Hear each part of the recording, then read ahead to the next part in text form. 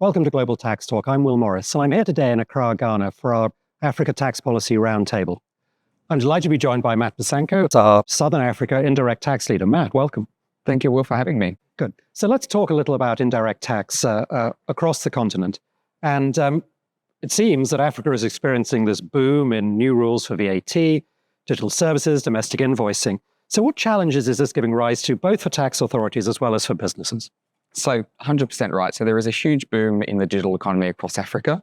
And this is giving a lot of interest, I think, to revenue authorities to start thinking about how they should be taxing these types of digital transactions. So how can they collect their fair share of these transactions? We've now got a form of VAT or a digital sales tax or similar across 21 jurisdictions. All the big major economies, Kenya, Egypt, Nigeria, South Africa, have all got a form of a law. But what we're seeing is that there is a significant amount of complexity for businesses to comply with these laws. So you've got, across these territories, different rules. Some territories tax business-to-business transactions, some territories tax business-to-consumer transactions only.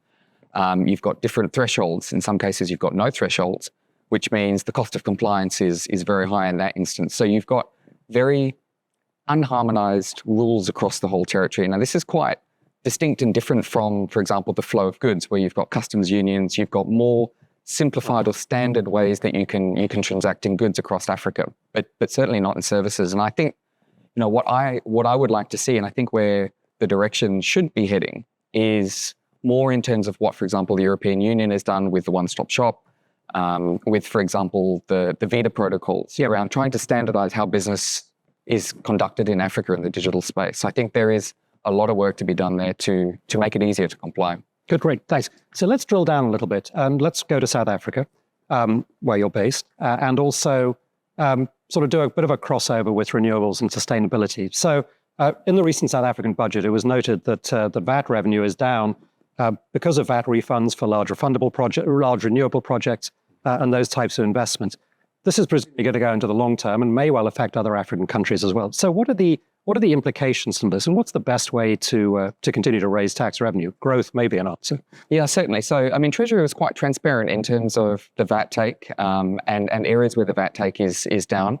And what I would say, when you've got less VAT refunds made available, that means the tax obviously hasn't been collected. But I think my sense is that this is a transitory effect, and you can't look at taxation outside of looking at politics and outside of looking at the broader economy. So what we see in South Africa is there's been very little spent on infrastructure over the past period.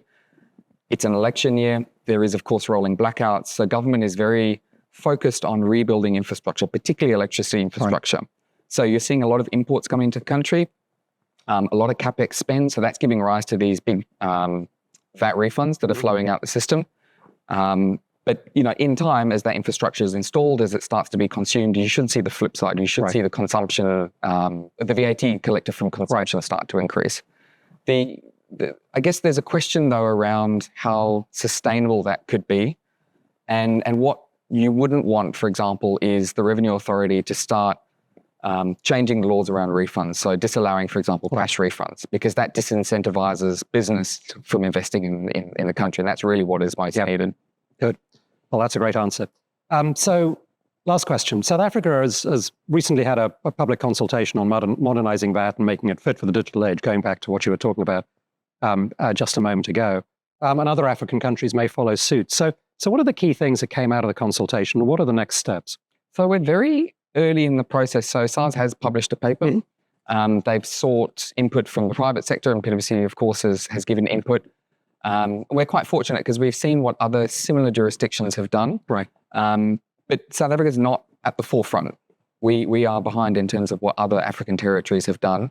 But it's not bad to be last, right? Because you learn from everyone else. I think the challenge, though, around modernizing the VAT system in South Africa is really where that compliance and that administrative cost is going to sit. Because globally, and I think relatively globally, the threshold in South Africa is quite low. So, you have an instance where a lot bigger part of the economy is captured in VAT net. Now, if you've got, for example, a bottle shop in a township that should be registered because it trades in more than R1 million a year, the cost for them to be able to comply with being able to generate, for example, e-invoices, being able to generate or submit real-time sales data to the Revenue Authority is really expensive. Yep. So that cost burden, I think government really needs to take into account when structuring the design, and also thinking about the timeframes and how it's going to be rolled out. So, we would expect big business goes first, maybe transactions with government go second, because obviously there's an element that SARS wants to look at to evade fraud. But how that cascades down to the other parts of the economy that are a lot smaller, I think needs to be thought through.